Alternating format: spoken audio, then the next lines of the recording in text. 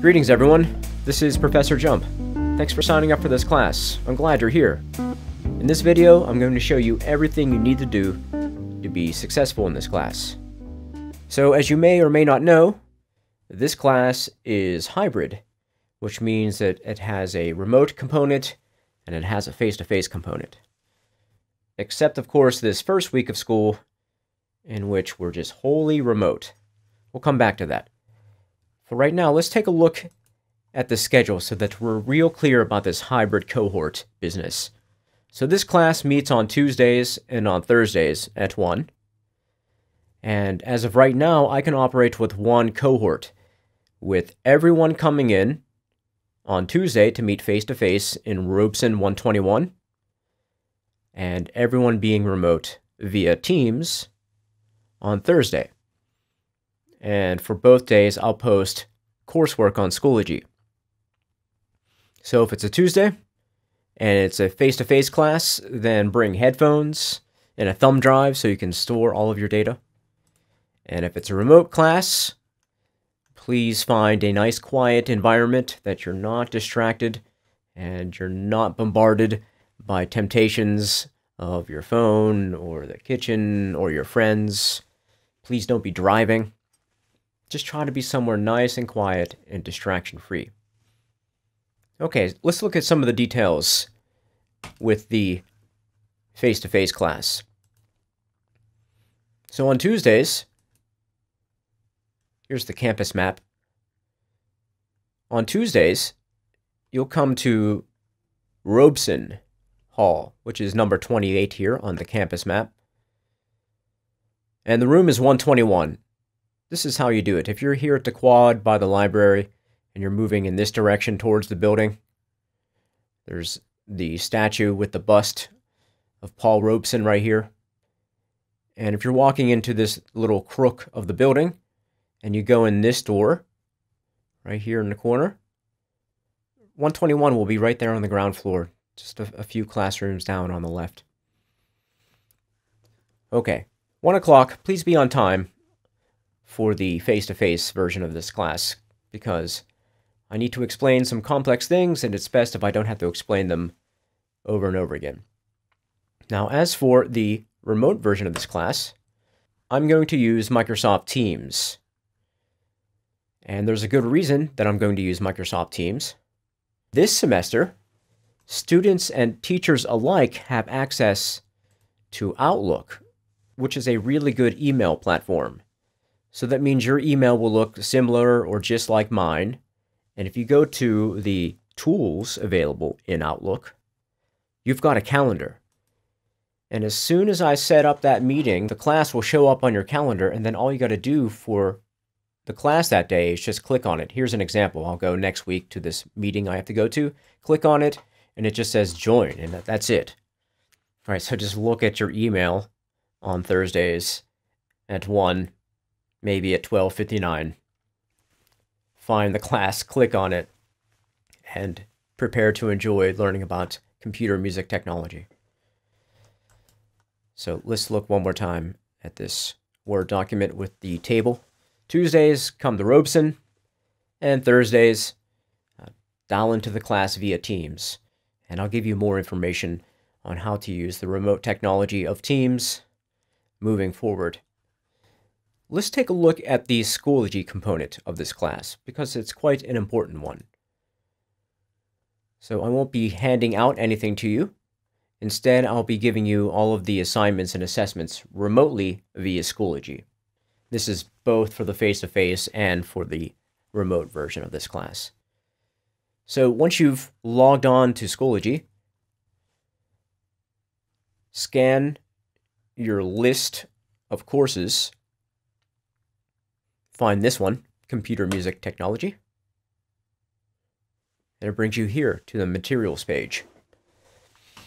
Inside the Materials page is the Start Here folder, and inside the Start Here folder is an additional subfolder called Course Overview and Introduction. Click on that one, and here's all the good stuff that you'll need to get an A in this class. First of all, you should download and read the syllabus. But I'll go through all the important stuff in the syllabus in the rest of this video. First off, textbook information. There is no required textbook for this class. I will provide you everything you need here on Schoology, or in some cases in the classroom via the big screen projector. Although there is no required text, this textbook by Stanley Alton called Audio and Media, it's a good resource for the information covered by this class. So if you are interested in music technology and you want to go forward with this area of study, I recommend Audio and Media. Let's go back out. If you want to learn more about me, you can click on the Instructor Information tab.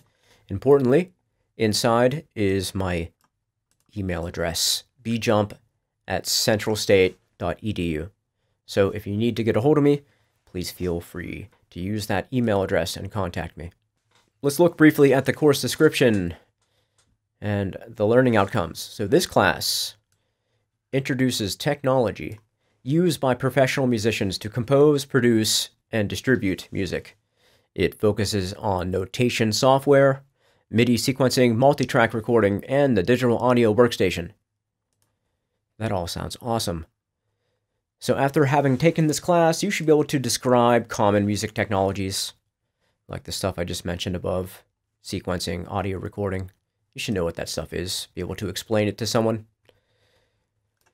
You should be able to interpret the relationship between the nature of sound itself and how it interacts with your musical equipment and why it's designed the way it is, why you use equalizers, why you need amplifiers, why loudness matters, stuff like that.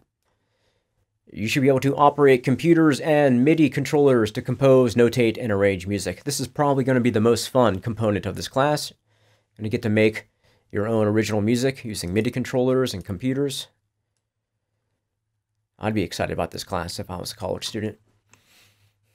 You're going to produce some songs and podcasts and other media objects using the Digital Audio Workstation. That's just fancy speak for a computer-based music production platform, like GarageBand. As it happens, we have Studio One loaded onto the computers in 121. It's great. It's easy to use, and it's fun, and there's lots of good stuff in there. And then finally, the end game here is you'll publish your audio that you produce, podcasts and songs, etc., sound designs, to an online platform. Okay. Let's take a look at the course schedule so we know how things unfurl. In case you miss a class, consult the course schedule and you'll see what piece of coursework I issued any given day. So if you miss a class, you'll know exactly what it is that you need to do on Schoology to get yourself caught up. All right, very important. Let's look at how you're graded in this class so that you will know precisely how to get an A, which everyone can get. This class consists of 500 points. So your score is your total points divided by 500. And then you take your score times 100 and you get your percent. And then assess using the standard issue A, B, C, D, F system, wherein 100 to 90 is an A, 89 to 80 is a B, etc. Real standard issue. So let's look at where those 500 points come from. In this class, there are 9 lecture quizzes. So I will present information with PowerPoint presentations and videos and Word documents 9 times, and each one has an accompanying quiz. Almost all of which are worth 11 points, except the last one, which is 12 points, so that they all balance to 100 points. There is a midterm exam in this class. It's based on the lecture series. It's worth 100 points. There is what's called a music profile assignment, and this is where you upload your tracks to a platform like Bandcamp or SoundCloud. It's worth 100 points. It consists of 5 songs. There is a DAW proficiency test, which means I'll gauge your ability to use the computers and the software programs to produce music and do the things we've been learning about all semester. that will be in 121. It will be like an oral examination. There's nothing written. It's, can you do this task or not? It's a list of tasks. And finally, there is a final exam worth 100 points, and it's also based on the lecture series. Okay. 1, 2, 3, 4, 500 points. Now, to keep track of your points, you can use the gradebook.